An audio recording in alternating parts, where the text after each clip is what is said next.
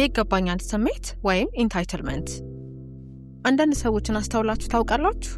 ወረፋ ቆርጠው የሚገቡ የባንክ ደብተራቸውን ከተከመሩ የደንበኛ ደብተሮች ላይ በልበ ሙሉነት የሚያስቀምጡ፣ በፈለጉት ቦታ ላይ መኪና ማቆም ወይም ደግሞ ምልክት ሳያሳዩ አቅጣጫ መቀየር መብታቸው የሚመስላቸው ሰዎች፣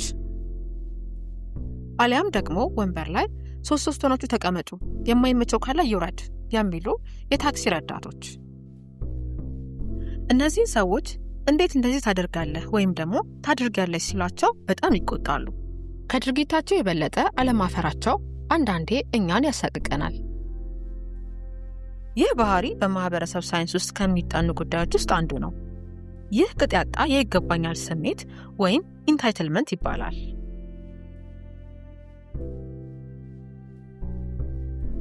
የዛሬው ቪዲዮ በምንኖርበት ጊዜ በጣም ጠቃሚ ነው። በኢንተርኔት ላይ ይህንን ባህሪ የሚያበረታቱ ብዙ ሰዎች አሉ። ይሁን እንጂ ይህ የይገባኛል ስሜት ያለው አስተሳሰብ በጣም ሊተነበይ የሚችል አሉታዊ ውጤቶችን ያስከትላል። በዚህ አስተሳሰብ ውስጥ ያሉ ሰዎች እጅግ በጣም ራስ ወዳድ የሆኑ፣ አንዳንዴም ጨካኝ ነገሮችን ሲያደርጉ ይታያል። ለድርጊታቸው ምንም አይነት ኃላፊነት አይወስዱም። በዚህም የተነሳ ራሳቸውም ላይ ሆነ ሌሎች ላይ ችግርን ያመጣሉ። በእነዚህ ሰዎች የተነሳ የሚፈጠረው ውዥንብር ብዙውን ጊዜ የሚወዷቸውን ሰዎች ጭምር አብሮ ገደል ይከታል። የዚህ ቪዲዮ ዓላማ በዚህ ርዕስ ላይ የተሻለ ግንዛቤና መሰረታዊ መረጃ ለመስጠት ያለመ መሆኑን ያስታውሱ። ከዚህ ቪዲዮ በምናገኘው መረጃ ራሳችንንና የምንወዳቸውን ለማሳደግ እንጂ ማንንም ለመዳኘት ወይንም ዝቅ ለማድረግ ጥቅም ላይ መዋል አይኖርበት። ኢንታይትልመንት ማለት አንድ ሰው ከሌላው የተለየ ልዩ መብቶችን፣ ሽልማቶችን፣ ልዩ አያያዝና ክብርን ያንን የሚያስገኝ ምንም አይነት ነገር ሳያበረክት እንደሚገባው በማመን የሚያሳየው ባህሪ ነው። ይህ እኔ ስለሆንኩኝ ብቻ ይህ ይገባኛል የሚል የተጣመመ አስተሳሰብ ነው። ይህ ዝም ብሎ እብሪተኝነት አይደለም። ይህ አትኩሮት ሊሰጠው የሚገባ የስብዕና ችግር እንጂ። ይህ ባህሪ ሲኖረን ከሌሎች ጋር ያለን ግንኙነት፣ ውድቀትን የምንመዝንበት መንገድና ዓለምን የምናይበትን መንገድ በጸጥታ የሚነካ አመለካከት ነው። ይህ ባህሪ በፐርሚሲቭ እና ሄሊኮፕተር ወላጆች ስር ያደጉ ሰዎች እነዚህን ባህሪያት የማዳበር ከፍተኛ ዝንባሌ አላቸው። ሕይወታቸውን በሙሉ ይህንን ባህሪ ማንጸባረቅ ልክ እንደሆነና የሚፈልጉትን ምላሽ በዚህ መንገድ ሲቀበሉ ስላዩ ውስጣቸው ክፋት እንኳን ባይኖር በዚህ ጎጂ ባህሪ ውስጥ ይወድቃሉ። እነዚህን የወላጅነት ዘይቤዎችን ለመረዳት የወላጅነት ክፍል ቪዲዮአችንን ይመልከቱ። ይህ ባህሪ ከየት ነው የሚመነጨው? ኢንታይትልመንት ከብዙ ምንጮች ሊመጣ ይችላል። ለአንዳንዶቹ መሰረቱ ከናርሲሲስቲክ ባህሪ ወይም ናርሲሲዝም የመጣ ነው። ይህ የባህሪ መገለጫ በትዕቢተኝነትና በማያቋርጥ አድናቆትን መሻት ይገለጻል። ይህ ባህሪ ቅድም ካለው አስተዳደግ፣ አንዳንዴም ደግሞ በሕይወት ውስጥ በተገኙ ስኬቶች ላይ ከመመካት ይመጣል። ግን በአብዛኛው ገና በልጅነት የሚጀምር ጸባይ ነው። አንደኛው ወላጆች ከመጠን በላይ ለልጆች አድናቆትን በመስጠት ዓለም ሁልጊዜ አዎ ትላለች የሚል ቅዠትን ይፈጥሩባቸዋል። እናም እነሱ ልዩ እንደሆኑና በዚህም መሰረት መስተናገድ እንዳለባቸው ያስባሉ።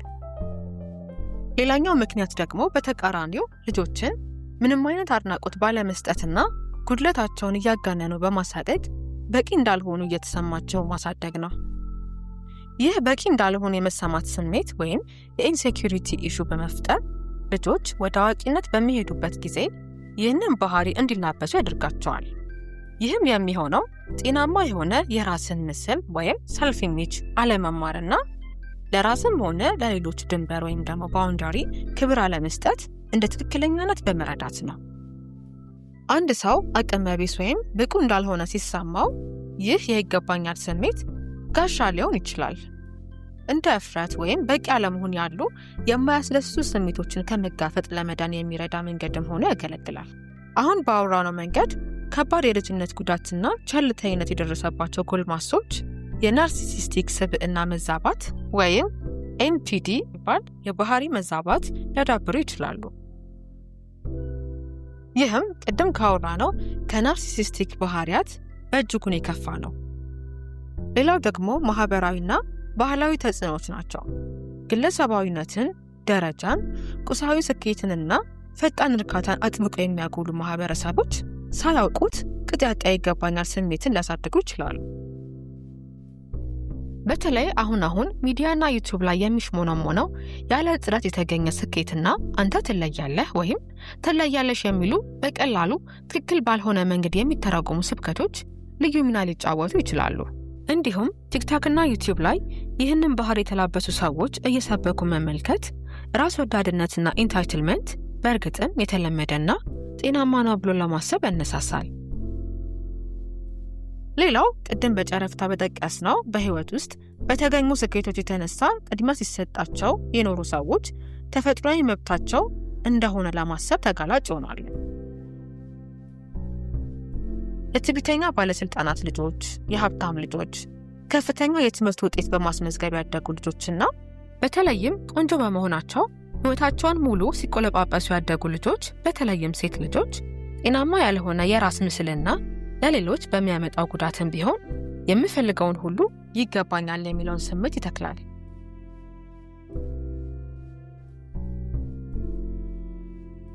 ሌላኛው ሳናነሳው የማናልፈው ምክንያት ራሱን የቻለ አንድ ክፍል የምንሰራበት ጉዳይ ሲሆን እስካሁን በአማርኛ እዚህ ጉዳይ ላይ የተሰራ ምንም አይነት መረጃ አላገኘንም። እሱም learned helplessness ነው። learned helplessness ማለት ቀጥተኛ ትርጉሙ በመማር የሚመጣ የጥገኝነት ወይንም የአቅመ ቢስነት ስሜት ማለት ነው። ለዚህም ጥሩ ምሳሌ የሚሆነው በከተማችን ያሉ አንዳንድ ተመጽዋቾችን ማየት ነው። የሚገርመው የአንድ ግለሰብ ፍላጎት ያለ ራሱ ጥረት ሁል ጊዜ የሚታሰብለትና የሚሟሉለት አካባቢ ሲኖር ሌሎች ለደህንነቱና ለስኬቱ ተጠያቂዎች ናቸው የሚል እምነት እንዲኖራቸው ሊያደርግ ይችላል። ይህ በበለጸጉ አገሮች በሚኖሩ ሰዎች ዘንድ በጣም የተለመደ ነው። የሚያገኙት ልዩ ጥቅም ከጥረታቸው ጋር ምንም አይነት ግንኙነት ስለሌለው የኢንታይትልመንት ስሜትን ያዳብራሉ። ተመሳሳይ ውጤት በኦቨር ፓረንቲንግ አይነት አስተዳደግ ያደጉ ልጆች ላይ ሊታይ ይችላል። ይህ ባህሪ የሚያስከትለው መዘዝ ይህ ከልክ ያለፈ የይገባኛል ስሜት በራስ መተማመን እና ተነሳሽነት ሊመስል ይችላል። ነገር ግን የነገሮችን ሁኔታና እኛ ነገሮች እንዲሆኑ የምንጠብቅበት ልክ መራራቅ ብዙውን ጊዜ ወደ ብስጭት ያመራናል። ዓለም በእኛ ዙሪያ ስለማትሽከረከር ከዓለም ህግጋቶች ጋር ማስተካከያዎችንና ስምምነቶችን ማድረግ አለብን። እኛ ለህይወትና ለህጎቿ ካልተገዛን ዓለም መገዛታችን ለሚያስከትለው መዘዝ ዋጋ እንድንከፍል እንገደዳለን። ይህንን ባህሪ ስናዳብር ሌሎች ሰዎችን ያለማቋረጥ እንወቅሳለን፣ ኃላፊነትን እንሸሻለን እና ከሰዎች ጋር እውነተኛ ግንኙነትን ለመፍጠር ይቸግረናል። ወደ ግጭት፣ ማጭበርበርና ስሜታዊ መለያየት ሊያመራ ይችላል። ይህ በፍጥነት እንድንጠላ ያደርገናል። ከሌሎች ጋር የማያቋርጥ አለመግባባትና ውጥረትን ይፈጥራል።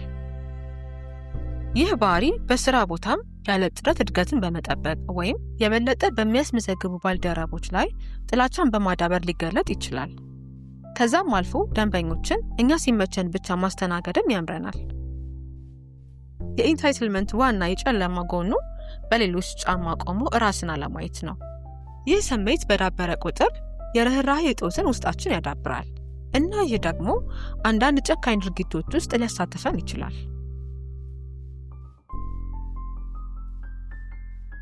የዚህን ባህሪ እድገቱን መስበር። ታዲያ ይህ ልክ እንደ መብት የሚመስለንን ስሜት እንዴት እንተዋለን? ለዚህ የመጀመሪያውና ወሳኙ መንገድ በራስ ግንዛቤ ይጀምራል።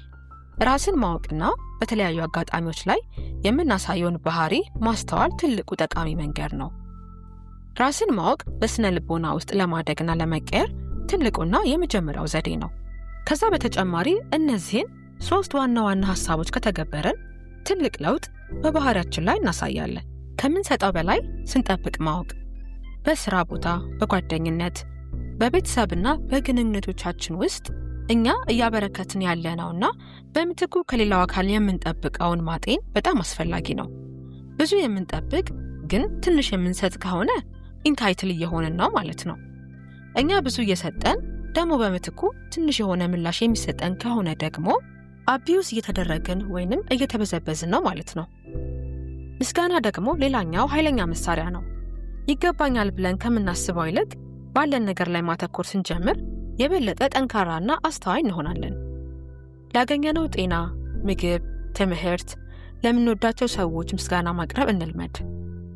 በየቀኑ እንደ ቀላል የምናያቸው ነገሮች ለምሳሌ ከእንቅልፋችን መነሳት፣ ተነስተን ጤነኛ መሆናችን እንዲሁም ቤተሰቦቻችንና ወዳጆቻችን ላይ ምንም ነገር ሳይደርስ በመነሳታችን ማመስገን ቀስ በቀስ አመስጋኝና ሩሩ ለመሆን ያግዘናል። ይገባኛል ከሚለው ስሜት ሐሳብ ይልቅ አመሰግናለሁ ማለት መልካም ዘር በውስጣችን ላይ ይተክላል። ለፍላጎታችን ኃላፊነት መውሰድ፣ እኔ እንደምፈልገው ሰዎች መሆን አለባቸው ከማለት ይልቅ ሰዎች እንደምፈልገው እንዲሆኑልኝ ኃላፊነቱ የኔ ነው ብሎ ማሰብ። የሥራ እድገት ሊደረግልኝ ይገባል ከማለት ይልቅ እድገት እንዲደረግልኝ ጠንክሮ መስራት የኔ ድርሻ ነው ብሎ ማሰብ ብዙ ርቀት ለመጓዝ ይረዳል። ማጠቃለያ፣ ኢንታይትልመንት ሁልጊዜ ግልጽ ላይሆን ይችላል። ነገር ግን የሚያስከትለው ተጽዕኖ እውነት ነው። ከየት እንደሚመጣና እንዴት እንደሚሰራ በመረዳት ከሌሎች ሰዎችና ከራሳችን ጋር ጤናማ ግንኙነቶችን መፍጠር እንችላለን። ስላዳመጣችሁን እናመሰግናለን። ይህ መረጃ ጠቃሚ ሆኖ ካገኙት በየቀኑ ስለሚያጋጥሙን ባህሪያት ጀርባ ስላለው ስነ ልቦና ተጨማሪ ትንተናዎችን ለማግኘት ሰብስክራይብ ያድርጉ።